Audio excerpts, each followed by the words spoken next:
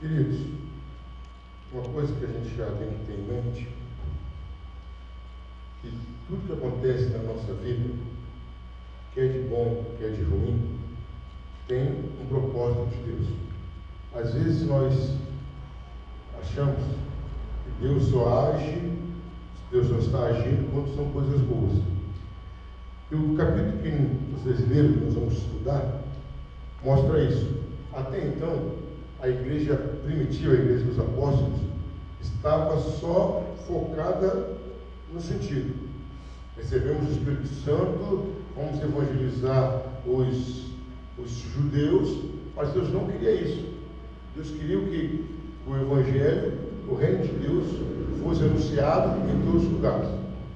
E tem coisas que às vezes palavras não nos ensinam. Às vezes Deus tem que fazer coisa para nos ensinar. E finalmente aqui nós vamos ver no capítulo 13 que parece que o grupo dos apóstolos entenderam. O que Deus queria era que o Evangelho espalhasse a todo mundo, a toda criatura. E a gente vê aqui a primeira atitude da igreja que agrada a Deus. No primeiro versículo fala que na igreja que estava em Antioquia havia alguns profetas e doutores, também Barnabé, Simão, chamado Níger, Lúcio, Sirineu, e cito o nome das pessoas, incluindo Saulo. Servindo eles ao Senhor e jejuando, disse o Espírito Santo: apartai-me a Barnabé e a Saulo para a obra que eu os tenho chamado. Então o que acontece, querido? Eles já tinham saído da Judéia, tinham ido para Antioquia, beleza. Mas aí eles já fizeram outra panelinha, já se reuniram de novo. Opa, beleza, maravilha. Não é bom aqui? É bom? Pedreiro, maravilha. Não tem ninguém com visto, ninguém dando trabalho nenhum. Vem, fazemos nossos trabalhos, nossas responsabilidades religiosas, pronto. Aí Deus falou: não quero isso não. Então, desse grupo aí, tirem para mim Paulo e Barnabé, tirem para mim. Eu tenho um trabalho para eles. Então, queridos, qual a ideia que até hoje tem que continuar? Estamos na igreja para crescer. Estamos na igreja para levar a palavra. O que a gente faz aqui, o que a gente aprende aqui, é bom para a gente se fortalecer, é bom que nos aproxima de Deus, tudo isso é muito bom. Mas a ideia é o quê? Que aprendamos e passamos para os outros. A ideia de Jesus sempre foi essa. Jesus veio e trouxe os 12, os 120, 500, com a intenção que eles se multiplicassem. Então, finalmente, eles entram no propósito, eles oram, e no versículo 12 em diante, no versículo 3, eles jejuam, e finalmente eles despedem Paulo e Barnabé. Versículo 4: e assim estes, enviados pelo Espírito Santo, desceram a Seleucia e dali navegaram para Chipre. Então começou a viagem missionária. A viagem missionária de Paulo deveria ser como que é hoje. Hoje deveria ser como que era antigamente. Em cada lugar que Paulo passava, ele deixava a semente plantada para frutificar. Paulo não perdia tempo. E detalhe, que essa viagem de Paulo não era pegar um ônibus aqui, ou um táxi, ir para a rodoviária, de lá pegar não, era navio. Quando era navio, era cavalo. Então, para ele ir talvez aqui para São Paulo, nesse processo, a gente leva 4, 5 horas no máximo. Ele levaria 2 ou 3 dias. Mas em cada cidadezinha que ele via, em cada aldeia, vamos dizer assim, ele deixava a palavra pregada. Então, o que nós vamos ver em Atos dos Apóstolos, no versículo 13, finalmente a vontade de Deus sendo cumprida. E essa vontade não começou no livro de Atos, começou lá em Marcos. Isso por todo mundo, pregar o Evangelho a toda criatura. O que a gente tem que começar a chamar a atenção para nós é o seguinte: eu não vou esperar Deus me colocar numa situação difícil para eu obedecer. Tem um caso lá na nossa igreja de Angra, que hoje ele é diácono na nossa igreja. Eu sempre cobrei o pessoal de fazer visita no hospital, sempre cobrei, e ninguém ia, até que o parente de um dos nossos oficiais ficou doente, grave, aí a pessoa foi visitar o parente, nisso encontrou o diácono Joaquim, doente, então não era nem evangelho, pregou. Assim que acabou de pregar o diácono Joaquim, o parente dele ficou bom, saiu do hospital, hoje o Joaquim é membro.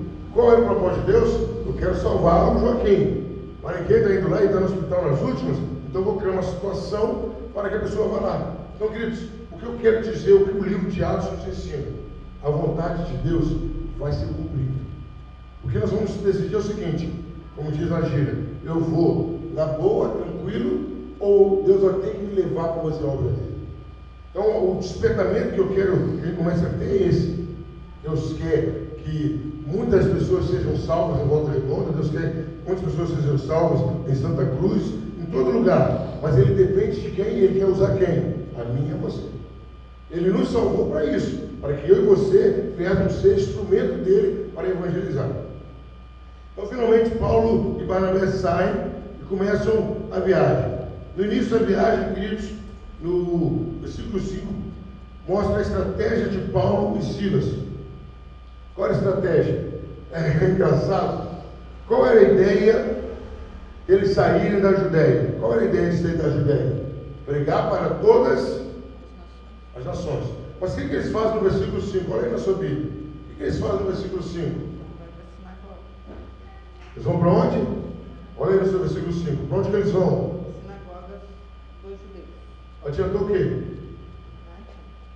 Olha, vocês saem e pregam toda criatura. A primeira coisa que eles fazem, vão procurar um lugar dos judeus que eu sou. É difícil vocês entenderem. A ideia minha não é que vocês preguem os judeus espalhados. A ideia minha é que vocês preguem a todas as criaturas.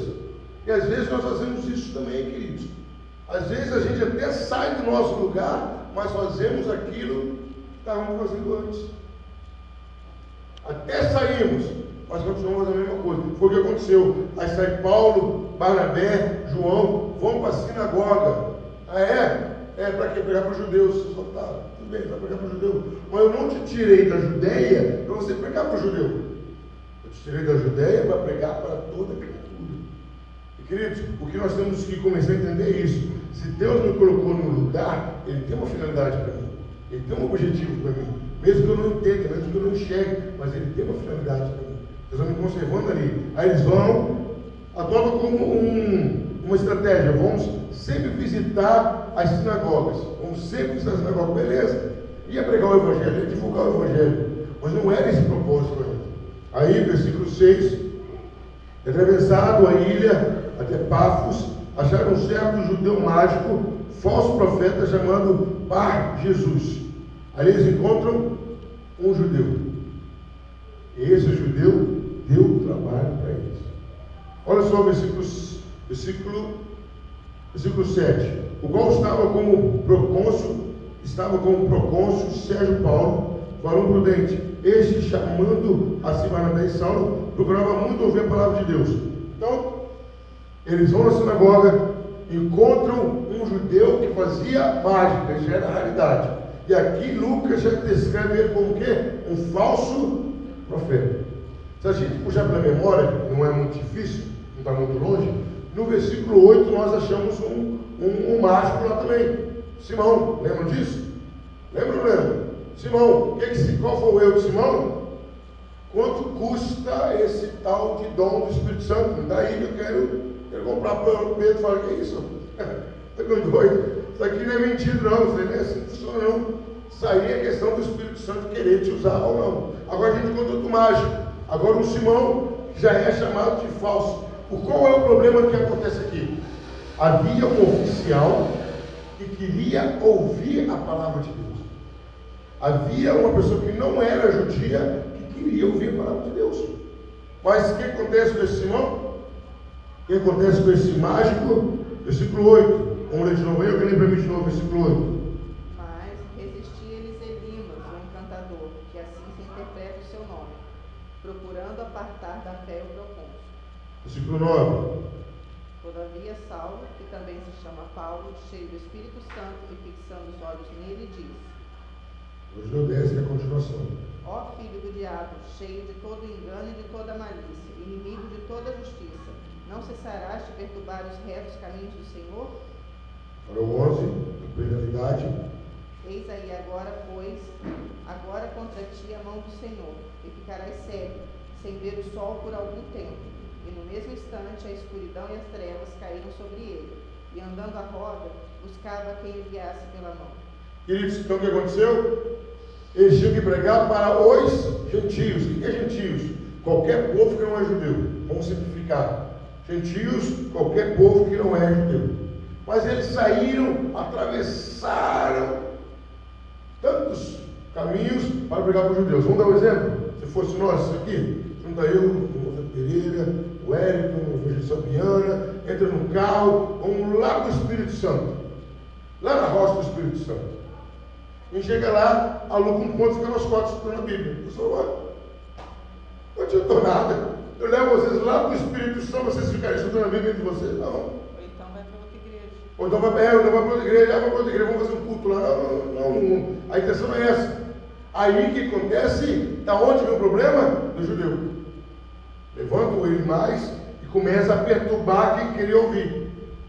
Aí de imediato, Paulo, cheio do Espírito Santo, ó, filho do diabo, está atrapalhando por quê? E aí Paulo já falou, agora vai ficar sério. Mas queridos, como que é coisa interessante. Quando Deus quer fazer algo, ele usa o próprio diabo para engrandecer o nome dele. Quer dizer, aquele Elimas, aquele mágico, estava ali para perturbar a ordem, estava ali para azucrinar. Com aquela perturbação, o que aconteceu? Paulo repreende e ele fica cego. Com aquela atitude, aquele oficial, procônsul, Sérgio, vê como ficou cego, crê e aceita a doutrina. Quer dizer, mais uma vez, Deus consertando uma iniciativa equivocada. Tudo bem, não tinha por onde Paulo começar, ele tinha que começar pela sinagoga. Mas, queridos, quem era Paulo? Paulo era conhecido, Paulo era respeitado. Paulo, onde chegasse, nem poderia pregar o Evangelho. Então, a primeira coisa que nós vimos, queridos, no início da viagem missionária de Paulo, que toda viagem missionária, que toda a ordem de Deus é acompanhada pelo poder de Deus. Deus sempre vai manifestar para honrar o que você prega. Deus sempre vai fazer um milagre para que ele seja glorificado e pessoas aceitem o que você está pregando. O que a gente vê aqui, queridos, é disponibilidade do ser humano. O que Deus precisa de mim, precisa de você, é que eu e você tenhamos disponibilidade dentro da nossa limitação para fazer aquilo que Deus quer. É isso que Deus quer. É isso que Deus deseja. Às vezes, queridos, nós nos achamos pequenos, às vezes nos achamos limitados e a gente esquece que Deus mais se agrada de usar as coisas pequenas e limitadas, porque quando isso acontece, a glória dele é muito maior. Então vamos lá, vamos puxar para a memória. Quais foram os personagens que nós já vimos até agora aqui? No capítulo 13. Primeiro personagem, qual o personagem que nós já vimos? Quais os personagens? Paulo, Barnabé, procônsul com o nome? Sérgio. Quem mais? Tem muito personagem aí. Elimas, muito bom, é. Olha o versículo 1 aí. Olha o tanto de personagem. João. Lúcio. Simeão. Não é isso? Então quantos personagens foram? Vamos contar. Vamos lá. Primeiro personagem. Barnabé. Segundo, Simeão. Depois, Lúcio. Saulo. Quem mais? Lúcio, Sirineu, exatamente, certinho. João. Isso. Depois de João, quem? Judeu mágico, o nome dele? Bar Jesus, conhecido como ele mais, 6. E o procônsul Sérgio, 7. E o personagem principal daqui da história? Barnabé, isso, Barnabé. E o personagem principal da história? E Saulo também. Espírito Santo. Então, quantos personagens? 8 personagens. Quais as duas localidades, algumas localidades citadas? Antioquia. Depois aonde? Versículo 4.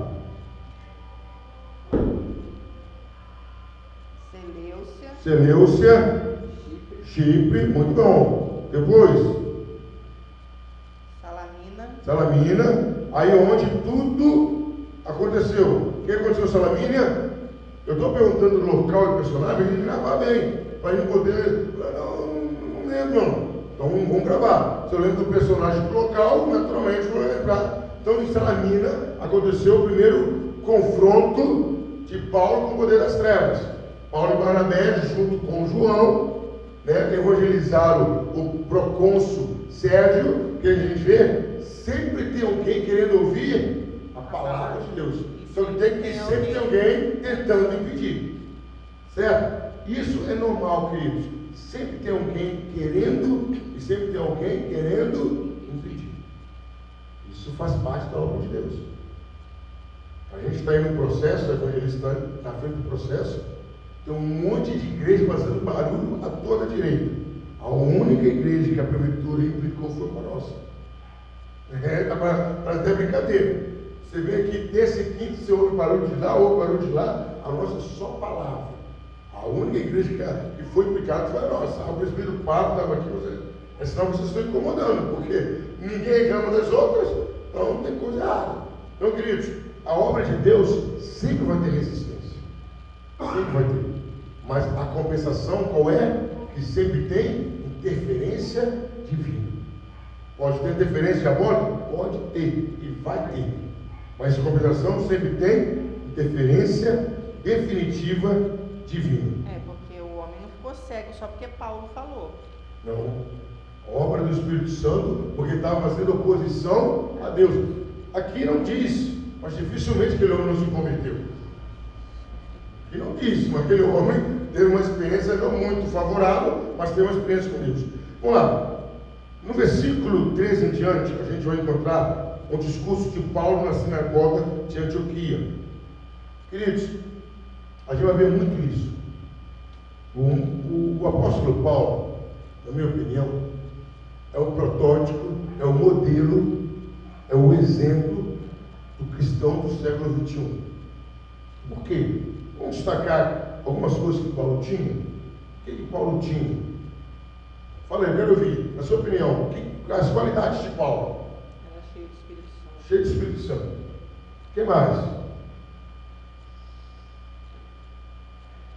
Ele tinha a palavra. Conhecimento bíblico fora do comum. O que mais? Ousadia. Essa palavra está esperando mesmo. Ousadia. Quer dizer, tem muita gente que tem palavra, é cheio do Espírito Santo, mas não tem essa ousadia. Fica quietinho no canto, embora que é quase impossível quem tem o Espírito Santo não ter ousadia. É quase impossível. Mas, o que mais que Paulo tinha? Conhecimento. Já foi falado. Sabedoria e uma coisa incrível, disposição. Deus falou? Deus falou para falar, ele pegava o barquinho ou o cavalo, o que seja, e partia. Então, queridos, nós vamos ver que esse é o modelo de crente para hoje em dia. Pessoa que domina a palavra, pessoa cheia do Espírito Santo e pessoa que pregue a tempo e a fora de tempo. Pregue para uma pessoa culta e pregue para uma pessoa inculta. Pregue para pessoas de idade e pregue para pessoa nova, que pregue o tempo todo. Queridos, eu não deixo de... Sempre que eu tenho um redor, eu sempre vejo que Deus tem propósito para isso. Deus está nos preservando, Deus está nos ensinando, Deus está nos fazendo crescer para fazer uma grande obra. Agora, a gente não pode esperar Deus fazer o que fez com a igreja de Atos dos Apóstolos. Mandar um problema grave ao ponto que a gente tem que sair para fazer a obra. Vamos começar a fazer a obra desde já. Então vamos acompanhar o discurso de Paulo, e nesse discurso tem a oposição dos judeus. Aí eles partiram para outro lugar, partiram para Pafos. Paulo e os que estavam com ele chegaram a Perge, a Panfilia, mas João, apartando-se deles, voltou para Jerusalém. Então antes era Paulo, Barnabé e João. Agora só é Paulo e Barnabé. João volta para Jerusalém. Continuou a ordem de Deus. Quem tinha sido separado? Paulo e Barnabé. Precisa lá na frente, Paulo e Barnabé. Certo? E lá eles começam a pregar. E eles, saindo de Beres, chegaram a Antioquia da Pisídia, e entrando na sinagoga, um dia de sábado, assentaram-se. Eles pegaram isso como estratégia. Vamos para a sinagoga e lá a gente começa a pregar. Com certeza na sinagoga tinha alguns não-judeus que iam lá para aprender a palavra. Eles começaram a pregar. Versículo 15, alguém lê para mim. Depois da lição da lei e dos profetas, mandaram-lhes dizer os principais da sinagoga: Irmãos, se tendes alguma palavra de consolação para o povo, falai. Continua, 16. E levantando-se Paulo, pedido silêncio com as mãos, disse: Varões, e israelitas, eu temeis a Deus, Ouvi. Continua, 17. O Deus deste povo de Israel escolheu a nossos pais e exaltou o povo, sendo eles ainda estrangeiros na terra do Egito, e com braço poderoso os tirou de lá. Tá. Como que acontece? Paulo e Silas, Paulo e Barnabé chegam à sinagoga, e aí os homens passam a palavra para ele. Queridos, sempre que você for fazer a vontade de Deus, Deus vai proporcionar uma oportunidade para você falar. Sempre. Aonde quer que você esteja, para muitas pessoas, poucas pessoas, Deus sempre vai proporcionar um lugar para você falar. E não foi diferente. Aí Paulo e Barnabé começam a falar. E Paulo começa no ponto crucial. Da onde? A história dos judeus, do povo de Israel. Paulo começa dali. Queridos, o que a gente vê nisso aí, queridos? Quando você for pregar o Evangelho, é uma estratégia. Procure conhecer um pouco da pessoa que você vai falar. Certa vez eu fui pregar, falaram para eu fazer uma visita, só pastor, esse homem aí, ele é uma macumbeira aqui do bairro, ele não aceita crente para nada, não aceita mesmo, nem adiante lá, não deixa comigo. Fui sem Bíblia, fui sem nada, perguntei, me informei quem era a pessoa, cheguei lá, conversei, comi banana amassada, tomei café, conversei com ele, acabou, mas eu posso abençoar o senhor aqui ainda? Pode, pastor. Orei por ele, pensei, pastor, volta mais vezes aí. O que é isso, queridos? Você tem que ter estratégia. Tem que ter estratégia. Certa feita, um outro caso que eu li, que o marido também não gostava de crente, E o pastor foi visitar o marido daquela mulher que não gostava de crente. Foi sem Bíblia, e lá ele começou a olhar em volta, e tinha um monte de quadro de peixe, tinha um monte de foto. Ele, o homem é pescador. O senhor gosta de pescar? O homem começou a falar que gostava, o pastor contou algumas histórias de pescador, o homem contou, dali o pastor falou assim: eu conheço um pescador incrível, o maior pescador que tem. O homem ficou curioso, quem é? Dali ele pregou Jesus Cristo. Então o que Paulo faz aqui para a gente, ele mostra o quê? Que ele tinha conhecimento do povo com quem ele ia falar. Então é isso que nós temos que ter, queridos. É essa estratégia, é essa sabedoria que o irmão Zebreiro falou. Às vezes quer abordar uma pessoa sobre o Evangelho, você não tem para onde chegar, nós temos que ter estratégia. Essa estratégia é dada por Deus? Sim, mas você tem que se manter sempre informado. Aí você vai pregar o Evangelho aqui no Brasil, as pessoas vão comentar sobre as manifestações, você não sabe. As pessoas vão comentar sobre futebol, você não sabe. As pessoas vão comentar sobre economia, você também não sabe. Chega uma hora que você não tem por onde começar o assunto.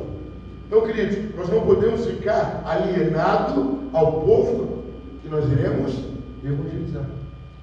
E Paulo começa pelo ponto crucial, mostrando àqueles judeus que ele conhecia a palavra, ele conhecia a história. Queridos, quando você conhece o contexto, a sociedade que você mora, fica fácil você evangelizar. Aí Paulo começa falando sobre a história do povo de Israel. Ele começa lá no início, passa pelo Egito, passa por Samuel, passa pelo rei Saul, e aí vai passando. Aí ele chega a Davi, ele comenta de Davi, ele começa a mostrar aos que estavam ouvindo todo o envolvimento que tinha. Aí ele chega até em João Batista. João Batista é um homem respeitado. Olha aí o versículo 24 para mim, por gentileza, 24 e 25. Antes da vinda de Jesus, João pregou a todo o povo de Israel batismo do arrependimento. Mas João, quando completava a carreira, disse: Quem pensais vós que sou eu? Eu não sou o Cristo, mas após mim vem aquele a quem eu sou digno de desatar as sandálias. Então o que Paulo faz? Começa lá e vem trazendo. Por que, queridos? Vamos ver se vocês estão bom de Bíblia ou lê bom de memória. Quando as pessoas olhavam João Batista, elas lembravam de quem? Elias. Elias foi um profeta respeitadíssimo no Velho Testamento, na época do Velho Testamento. Por quê? O cara andava de pele de camelo, comia mel e gafanhoto. Elias era um homem que fez aquele fogo do céu, parou a chuva 3 anos e meio e foi para o céu sem morrer. Então o cara era um referencial. Quando João Batista apareceu lá, Elias voltou. Por que eles pensaram que Elias tinha voltado? Porque em Malaquias tinha falado que o espírito de Elias iria voltar também. Mas Malaquias falou, quando o espírito que estava em Elias, não era que Elias ia reencarnar, quando o espírito estava em Elias, que era o Espírito Santo, voltasse a se manifestar em alguém daquela forma, era que o Messias estava chegando. Então Paulo fez todos os judeus de Antioquia lembrarem disso. Opa! Aí eles começaram a entender a palavra. Queridos, tem muitas pessoas que querem Jesus, tem muitas pessoas que querem ir para o céu, mas elas não conseguem entender a palavra, elas não conseguem entender a palavra. Não é que elas não conseguem entender. E Paulo fez questão de explicar aquelas pessoas na sinagoga de Antioquia, da Pisídia, que era Jesus que estava pregando. Era Jesus que estava pregando. Aí ele passa por João e chega no versículo 26, onde ele abre a palavra rasgadamente, rasgada e abertamente. Leia para mim o 26 e 27 de novo. Varões, irmãos, filhos da geração de Abraão, e os que dentre vós temem a Deus, a vós vos é enviada a palavra desta salvação. Por não dele foi dita a estes os que habitavam em Jerusalém, e os seus discípulos, como condenaram no ouvido, assim, as vozes dos profetas, que se leem todos os sábios. Aí Paulo falou, olha, é palavra de salvação. Todas essas palavras vocês leem nos Salmos, dos profetas, que todos os sábados iam na sinagoga, abriam o rolo e lia Isaías, lia Jeremias, lia fulano, lia ciclano. Essas palavras que estão lendo é sobre Jesus. É sobre Jesus. E aí Paulo continua usando o Velho Testamento, pregando Jesus. Queridos, tem muitas pessoas, muitas igrejas que falam que o Velho Testamento é ultrapassado e não tem valor. Queridos, é um absurdo. Se alguém falar para você que o Velho Testamento não tem valor, essa pessoa não conhece nada de Bíblia. A verdade é essa. Paulo nos mostra aqui que todo o Evangelho, tudo sobre Jesus está baseado na Bíblia. Aí, por fim, as pessoas eram muito presas às leis. E elas acreditavam que, cumprindo a lei, elas seriam justificadas pelas suas obras. Aí Paulo faz o arremate. Versículo 39, quem lê para mim? E de tudo que pela lei de Moisés não pudeste ser justificado, por ele é justificado todo aquele que crê. Aí Paulo faz o arremate e fala, olha, a lei não pode justificar vocês, mas esse Jesus, que é anunciado há muito tempo e por fim por João Batista, que morreu, Pilatos foi conivente, condenou Jesus. É esse Jesus, que aquilo que a lei não pode fazer, que não pode fazer, ele faz. Ele faz.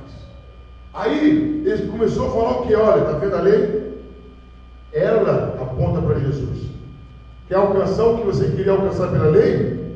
Vai para Jesus. Então, queridos, o que aconteceu? Muitos judeus começaram a entender o que é o Evangelho. O que é o Evangelho? E não tem outra maneira de a gente explicar o Evangelho se não for pela palavra, pela Bíblia. O seu testemunho é bom? É. O meu testemunho é bom. O milagre que Deus pode operar na sua vida, ou pela sua vida, é bom? Também é muito bom. Mas se não tiver palavra, aquela pessoa que vive só de milagre, no dia que não acontecer milagre, o que vai acontecer com aquela fé? Morre. No dia que a pessoa orar e não for atendida do jeito que ela quer, ela vai parar de crer. Ela vai desanimar. Ela vai olhar para trás. Certo, queridos? Vamos lá, continuando. Aí no sermão de Paulo, olha só aquela parábola que o Elton usou no versículo 46. Mas Paulo e Barnabé, usando de ousadia, disseram: era mister que a vós se vos pregasse primeiro a palavra de Deus, mas visto que a rejeitais e vos não julgais dignos da vida eterna, eis que nos voltamos para os gentios.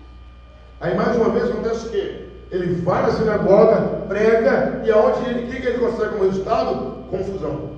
Os judeus que estavam na sinagoga começaram a se rebelar, a falar que era blasfêmia, começaram a falar mal dele, caluniar Paulo, ele está trazendo uma doutrina errada. Aí Paulo, mais uma vez, Paulo fala: eu vim primeiro para vocês, preguei primeiro para vocês, judeus, e vocês mais uma vez não eram ouvidos, agora eu vou pregar para os gentios. Paulo até estava usando uma certa ética, mas o que Paulo tinha que ter entendido, por mais que ele amasse aos seus conterrâneos ou contemporâneos, não tinha jeito. Os judeus sempre iam ter oposição a ele. Porque, queridos, eu até entendo um pouco a situação dos judeus. Imagina, você vive numa determinada crença, uma determinada religião, há 10, 15, 20, 30 anos, vê um cara e fala: tudo isso está fazendo, está errado. Meu amigo, se você não tiver humildade e entendimento do Espírito Santo, você não vai aceitar aquilo de bom grado, não vai aceitar aquilo rindo. Era isso que Paulo falava: olha, tudo que vocês estão fazendo, todo esse esforço de vocês, na lei, vocês fariseus, saduceus, vocês judeus, não vale de nada para a salvação. Porque, queridos, pode ser qualquer pessoa, pessoa mais voada do mundo, mais alienada do mundo.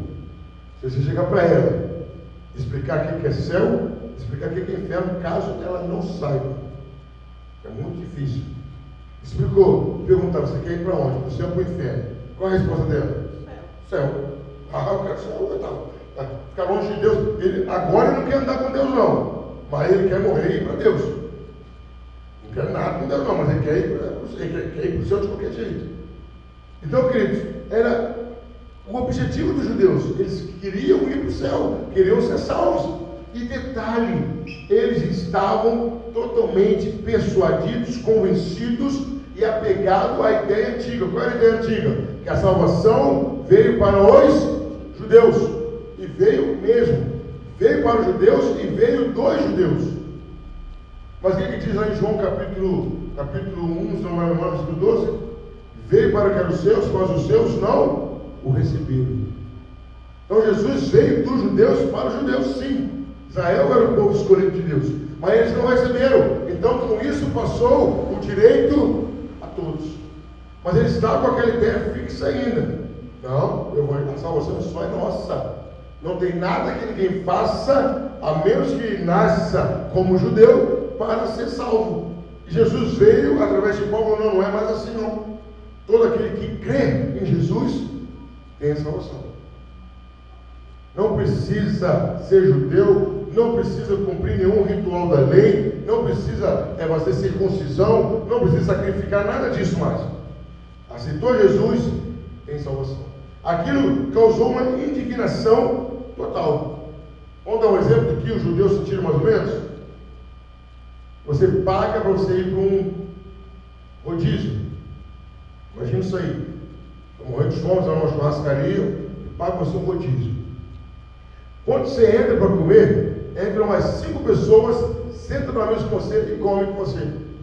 Toma o seu refrigerante, come a sua carne. Você não vai se sentir furtado. Eles não vão nem aceitar. Você fala: não, eu que paguei, porque está todo mundo comendo. É essa a ideia dos judeus.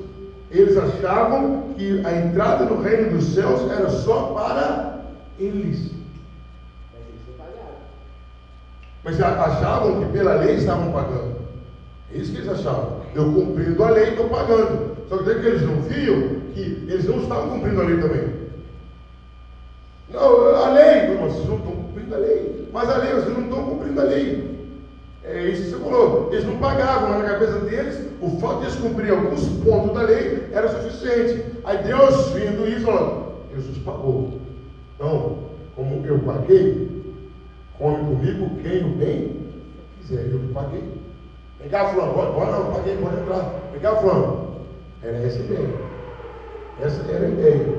Então, queridos, o que Paulo enfrenta nas viagens missionárias, o grande problema de Paulo não era só a manifestação de demônio, que nós vamos ver mais para frente, mas era o grande problema qual? A oposição dos judeus.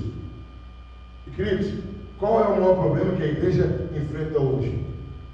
Não é Satanás. Não, pessoal. Satanás, como diz em Romanos 16, 20, ele está debaixo dos vossos pés. O seu pé vai massacrar Satanás. Resistir ao diabo, ele fugirá de vós.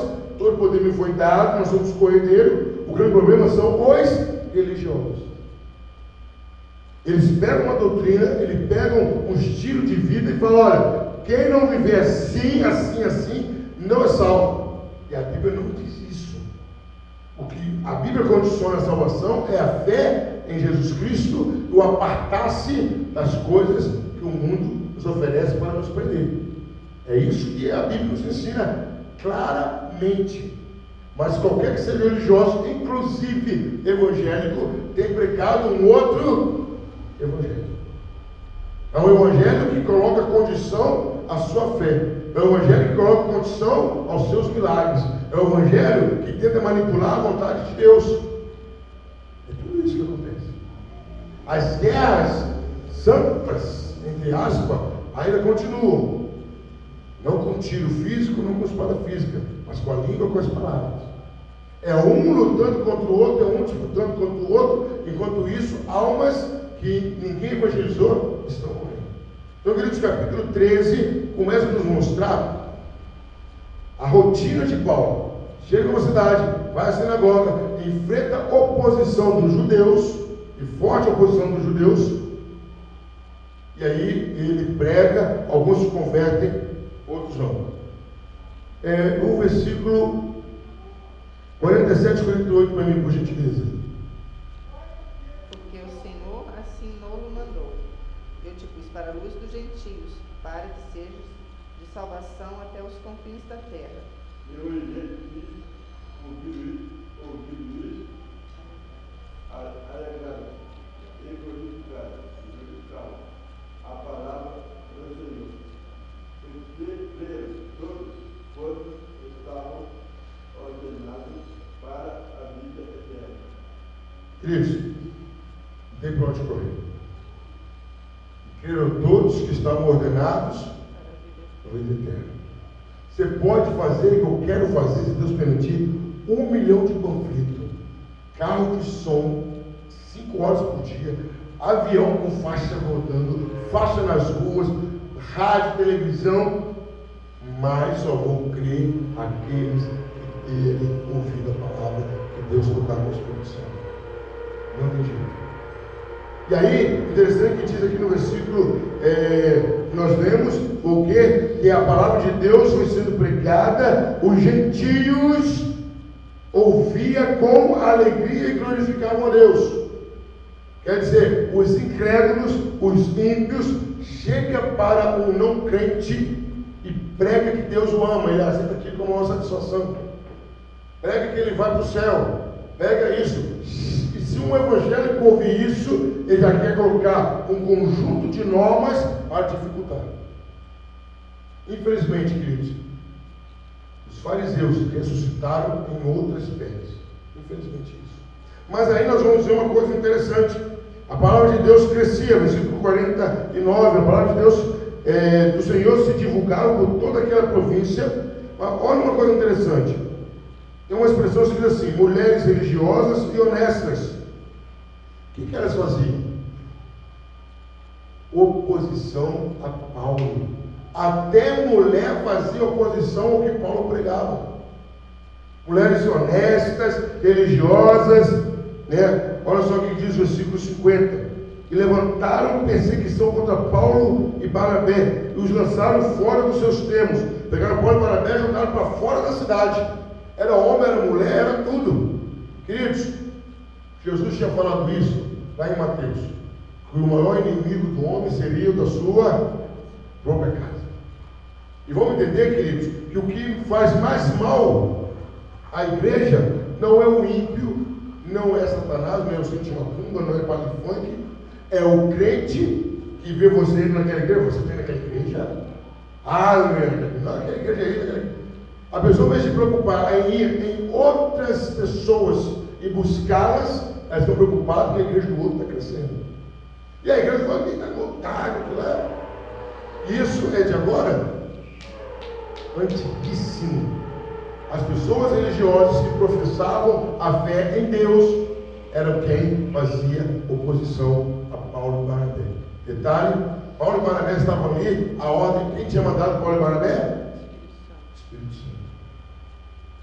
Eram quantos? 12. Quais são? Não importa quantos são. Estão fazendo a ordem de Deus? Vai ter oposição. E não é pouca não, é forte.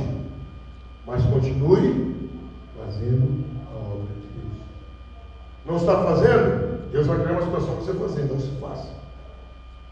Faça para não ter problema. Então, queridos, o capítulo 13 termina no versículo 51 e 52. Leia alguém para mim, por gentileza. Sacudindo, porém, contra eles o pó dos seus pés, partiram para Icônio. E os discípulos estavam cheios de alegria e do Espírito Santo. Estou sendo perseguido, estou sendo entendido, e agora? Estou cheio de problemas. Foi isso que Paulo fez? Barnabé fez isso? Falou que eles sacudiram como protesto contra eles e saíram alegres. Foram para outro lugar. Foram para outro lugar, pegaram outro povo. Eles se sentiam realizados, queridos, porque eles estavam sendo perseguidos por causa do Evangelho. Eles estavam sofrendo bullying porque eles eram cristãos. A diferença deles incomodava, a perseverança deles incomodava. Eles não iam um sábado, pregaram na sinagoga e iam embora, não. Aquela sinagoga que existia, eles voltavam. Eles só saíam do lugar ou quando eles eram expulsos ou quando Deus mandava.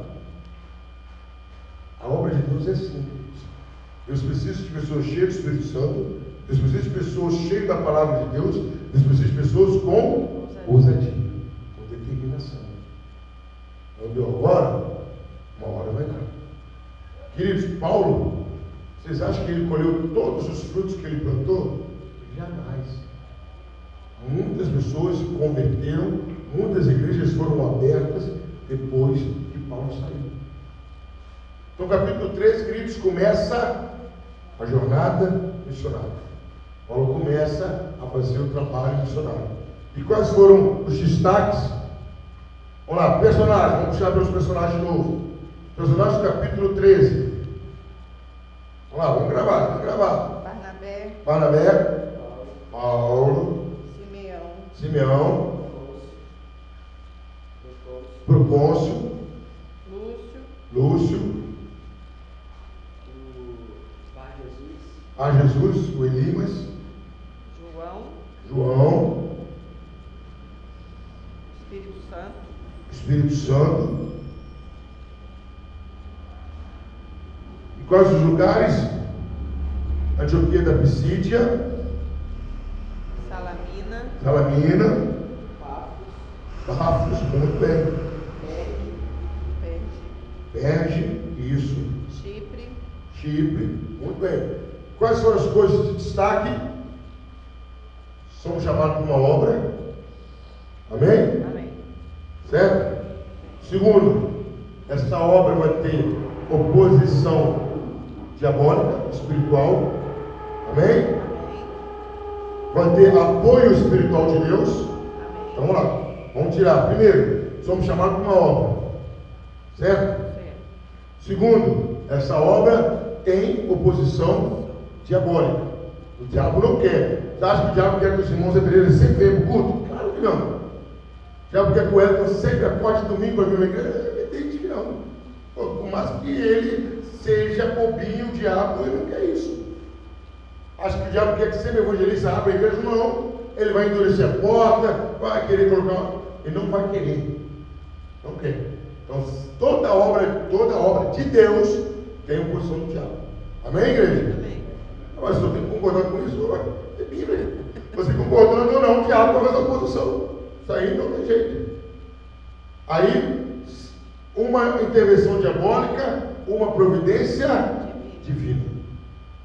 O diabo agiu, Deus reagiu. Ficou até bonito, né? O diabo agiu, Deus reagiu. Mas vamos deixar isso aqui gravado. Todas as coisas acontecem para o seu crescimento e principalmente a glória de Deus. Aquele procônsul Sérgio já queria ouvir a palavra. O mágico estava me pedindo. O homem ficou cego, o cara disse, esse Deus é bom, eu quero essa palavra aí. O que o diabo faz para te atrapalhar, Deus faz para exaltar a obra dele. Amém? Aí nós descobrimos qual o outro da situação. Os de dentro perseguem os que Os religiosos são os maiores inimigos do cristianismo. Aqui é diferente? Não. Sabe a pessoa que sempre reclama da gente? Uma pessoa religiosa. Tem briga no bar ali, tem funk aqui, tem bagunça ali, mas reclama da igreja. Sendo eu evangélico, abri uma igreja, qualquer que seja a igreja, na frente da minha casa. Glória a Deus, não vou ouvir funk, não vou ouvir palavrão, não vou ouvir música, briga, teoricamente não. Na hora da minha novela, na hora do meu jornal, na hora do meu futebol, amigo, depois eu fico sabendo, glória a Deus, estou sendo edificado. Então, querido, quem faz mais oposição ao crescimento do evangelho são os religiosos, não falo nem os evangélicos. É diferente, pastor, é diferente. Religião é um conjunto de normas, evangelho é um estilo de vida. O verdadeiro cristão, fala como Paulo falou. Estão pregando ali, estão pregando lá, amém? Pregue. Ainda que seja por inveja dele, pregar. O que eu quero é que o reino de Deus cresça. Está crescendo o reino? Amém. Mas não está indo para a sua igreja que o reino está crescendo? Está. Amém. Hoje em dia, farinha pouca e o pirão primeiro. A brasa está acabando, primeiro vai mensadinho. E nós temos que entender que nós não vivemos ou lutamos para ou pela nova aliança. Vivemos lutando para e pelo reino de Deus. É o reino de Deus que importa. Amém? Amém. Ganhei uma alma. Para quem? Para Deus. Para Deus. Veio para cá? Maravilha. Glória a Deus. Glória a Deus que veio para cá. Não veio para cá? No tempo de Deus. No tempo certo. Quem é daqui? Veio para cá. Então o capítulo 13 termina assim. Capítulo 14, nós vamos continuar vendo. E se parece quase que uma rotina. Pregação, oposição, livramento, manifestação da glória de Deus. Mas cada capítulo vai nos trazer uma experiência diferente. A ênfase que eu quero deixar aqui, que a sua vida seja dirigida totalmente pelo Espírito Santo de Deus. Amém?